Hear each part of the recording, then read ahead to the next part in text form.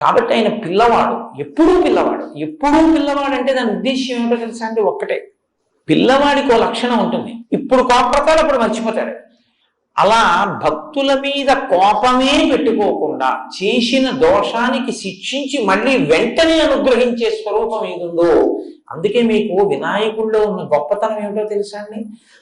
కర్మ ఫలితంగా మీరు ఏదైనా ఆపదలో ఉన్నారనుకోండి, వినాయకుడు కాళ్ళు పట్టుకుంటే ఆయన ఏం చేస్తాడంటే ఆ ఆపద రూపంలో మీ కష్టంలో వ్యగ్రత కల్పించి తీసేసి మీకు శాశ్వత సుఖాన్ని ఇచ్చేస్తాడు.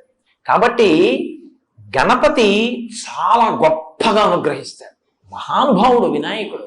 వికటో, ఆయన చేసే పనులు హాస్యస్ఫోరకంగా ఉంటాయి, కానీ ఆయన చాలా బాగా అనుగ్రహించేటటువంటి స్వరూపం ఉన్నవాడు. ఆయన చేసే పనులు ఏమిట్రైలాగా అనిపిస్తుంది, కానీ